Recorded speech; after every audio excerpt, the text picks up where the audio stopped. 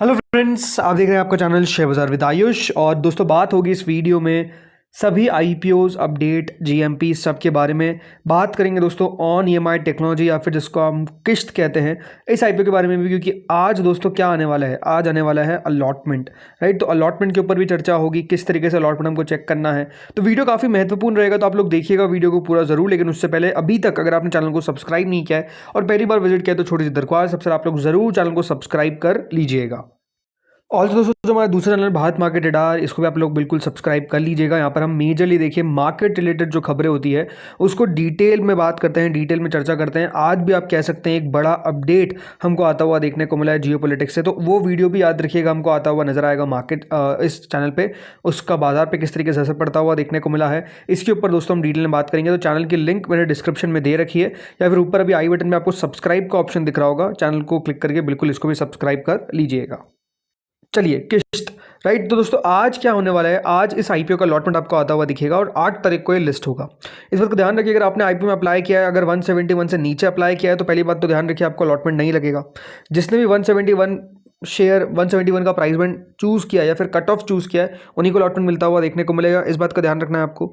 87 shares का एक lot size है रिटेल का। अब ये बात ध्यान रखिए, जो अलॉटमेंट है वो कुछ इस प्रकार से आएगा कि देखिए क्यूआईबी कैटेगरी 25.97 टाइम सब्सक्राइब हुई, एचएनआई कैटेगरी लगभग 6.91, जिसमें बिग एचएनआई 8.59। तो यहाँ पर लगभग 1.3 के आसपास एक बैठता है लेवल, मतलब 1.3 1.4 में से एक को अलॉटमेंट मिल जाएगा in the big HNI category.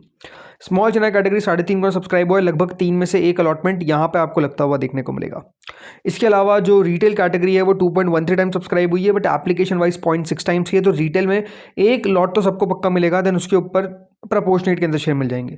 तो इस तरीके से याद रखिएगा, अलॉटमेंट जो है वो बेसिकली मिलने वाला है इस आईपीओ के अंदर, ठीक है। अब अलॉटमेंट चेक कहाँ पे करना है, तो देखिए अलॉटमेंट चेक करने के लिए सबसे बेस्ट वेबसाइट होती है जो होती है रजिस्ट्रार की, और इसके जो रजिस्ट्रार है वो है के फिनटेक, ठीक है। के फिनटेक रजिस्ट्रार है। तो यहाँ पर आपको अभी दिखेगा जो नाम है आईपीओ का नहीं आ रहा है। अभी अगर आप देखेंगे तो आईडी सॉफ्ट, साइटियस, transit investment trust, Mehul telecom, लेकिन जो नाम हम ढूंढ रहे हैं ऑन ईएमआई का, वो आपको नहीं दिख रहा है। इसका मतलब क्या है कि अभी तक अलॉटमेंट आउट नहीं हुआ है। अलॉटमेंट मेजरली होता क्या है ना, कि वो प्रोसेस 9-10 बजे के बाद अलॉटमेंट जो है वो वेबसाइट पे आता है। तो मेरे सबसे रात की 9-10 बजे के बाद ही आपको अलॉटमेंट पता चलता हुआ नजर आ जाएगा। बट हाँ, उसके बाद आप चेक कर सकते हैं। वैसे पहली बात तो देखिए, बात ध्यान रखिए, अगर आपने रिटेल में अप्लाई किया है तो रिटेल में पक्का मान के चलिए कि आपको अलॉटमेंट मिल गया है, ठीक है। एचएनआई के अंदर कह सकते हैं थोड़ा सा यहाँ पर पॉसिबिलिटी कि हो सकता है अलॉटमेंट मिले, हो सकता है ना मिले, वो पॉसिबिलिटी सिर्फ एचएनआई के अंदर है, बाकी जगह तो अलॉटमेंट मिलने में कोई दिक्कत आएगी नहीं, ठीक है। जैसे अलॉटमेंट आउट होगा, मैं दोस्तों हमारे कम्युनिटी पे अपडेट कर दूंगा, कम्युनिटी जो टैब है हमारे चैनल का, उस पर अपडेट कर दूंगा, एंड वहाँ पर आपको बता दूंगा कि अलॉटमेंट आउट हो चुका है, तो आप चेकआउट कर सकते हैं। तो आप लोग चैनल को सब्सक्राइब और नोटिफिकेशन को प्रेस कर लीजिएगा, ताकि आपको ये अपडेट जो है वो मिल सके। अब आते हैं अगले आईपीओ पे, और अगले आईपीओ का नाम है दोस्तों रिकॉर्ड स्टूडियोज। ये दोस्तों एक एसएमई आईपीओ है जो अभी आपको ओपन देखने को मिल रहा है। अभी इस आईपीओ के बारे में बात करते हैं। ये बात ध्यान रखिए, आईपीओ की क्लोजिंग कल होगी 7 मई को। 10 रुपये की फेस वैल्यू है, 158 का प्राइस बैंड है, 800 शेयर का लॉट साइज है, fresh issue plus offer for sale है। कुल मिलाकर दोस्तों बीएसई पे लिस्ट होगा, और 37 करोड़ फ्रेश इशू है, 5 करोड़ ऑफर फॉर सेल है, एंड टोटल मिलाकर इस आईपीओ का साइज है 45 करोड़ के आसपास का, ठीक है। नेट ऑफर टू पब्लिक कितना है, वो 42 करोड़ का है। तो पब्लिक को 42 करोड़ याद रखिएगा ऑफर किए गए। अब यहाँ पर सब्सक्रिप्शन की अगर मैं बात करता हूँ, तो subscription is quite interesting. QIB category देखिए अभी दूसरा दिन चल रहा है। क्यूआईबी होता क्या ना, देखिए एसएमई के अंदर बहुत ज़्यादा मात्रा में नहीं आते, तो क्यूआईबी सब्सक्रिप्शन हमेशा एसएमई आईपीओज में ज़्यादा नहीं रहता है, लेकिन स्टिल 3.5 गुना ऑलरेडी सब्सक्राइब हो चुका है। इसका मतलब ये है कि लगभग 29 करोड़ रुपीज़ अप्लाई कर दिए गए। एचएनआई कैटेगरी को देखिए, एचएनआई में जो बिग एचएनआई कैटेगरी है वो 51 टाइम्स इस आईपीओ को सब्सक्राइब कर गई है, तो स्मॉल एचएनआई कैटेगरी 31 टाइम्स, कुल मिलाकर 44 टाइम्स ये आईपीओ सब्सक्राइब हो चुका है। टोटल मिलाकर आप देखिए बिग एचएनआई स्मॉल एचएनआई की तरफ से 285 करोड़ रुपए लगा दिए गए हैं इन द एसएमई सेगमेंट, ठीक है।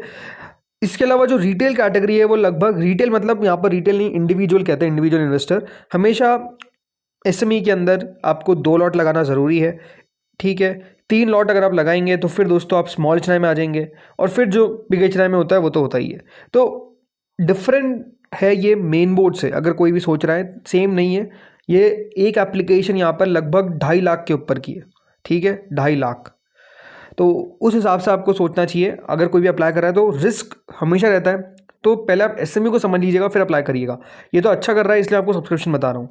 35 गुना रिटेल सब्सक्राइब हो चुकी है, मतलब रिटेल ने 518 करोड़, कुल मिलाकर ये आईपीओ अभी तक 28 गुना सब्सक्राइब हो चुका है। कंपनी को 833 करोड़ रुपए एज ऑफ नाउ मिल चुके हैं और कल का दिन आखिरी है, अभी तो दिन खत्म नहीं हुआ है, तो यहाँ पर और सब्सक्रिप्शन आता हुआ दिखेगा। तो बहुत अच्छा रिस्पॉन्स इस आईपीओ को मिलता हुआ दिख रहा है।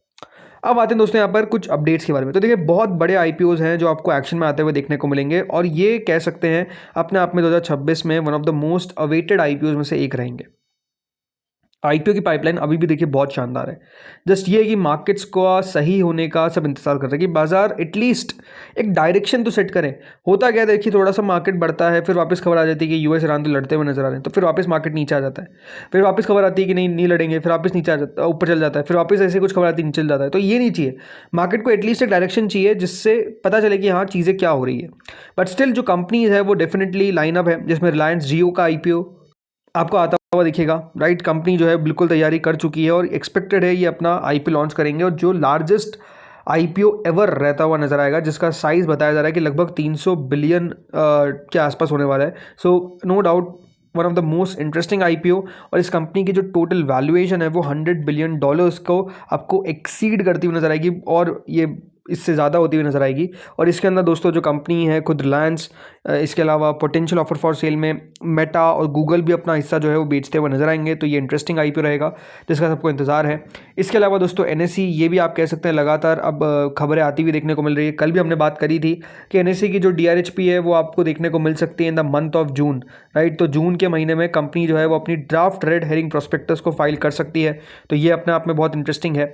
इसके अलावा दोस्तों जो अगला आईपीओ आ सकता है आपको, जो बड़ा आईपीओ रहेगा वो है फ़ोनपे का। मतलब ये तो कभी भी देखिए ओपन भी होता हुआ देखने को मिल जाए। फ़ोनपे जो है एडवांस स्टेज में है। The company has filed an updated DRHP with SEBI, और आईपीओ जो है एक प्योर ऑफर फॉर सेल रह सकता है with share holders offloading 51 million shares. ठीक है, 51 मिलियन शेयर्स यहाँ पर ऑफलोड कर सकते हैं। फ़ोनपे का आईपीओ इंटरेस्टिंग रहेगा बिकॉज पेटीएम के आईपीओ ने अपने आप में बहुत निराश किया था, बट क्या फ़ोनपे का आईपीओ बढ़िया रहेगा, लेट्स सी होता क्या है। इसके अलावा आपको एसबीआई फंड्स मैनेजमेंट यानी एसबीआई म्यूचुअल फंड जिसको आप कह सकते हैं, ये एक और बड़ा आईपीओ है जो आपको बहुत जल्द एक्शन में आता हुआ दिखेगा। ऑलरेडी याद रखिएगा पेपर्स फाइल हो चुके हैं। सो बिल्कुल एसबीआई म्यूचुअल फंड या फिर एसबीआई फंड मैनेजमेंट कुछ भी कहिए, ये और बड़ा आईपीओ रहेगा। आखिरी आईपीओ जो इस स्पेस से आया था और अपने आप में बहुत अच्छा बना था वो था ICICI Prudential AMC, right. ICICI Pru AMC जो आईपीओ आया था उसने काफ़ी बढ़िया पैसा निवेशकों का बनाया, और एसबीआई म्यूचुअल फंड से भी एक्सपेक्टेशन ऐसी है। हाँ, इस आईपीओ में कोई भी शेयर होल्डर कोटा नहीं है, इस बात को ध्यान रखना है। कोई भी एसबीआई के शेयर होल्डर्स के लिए फ़ायदा नहीं रखा गया है, ये बात सही है।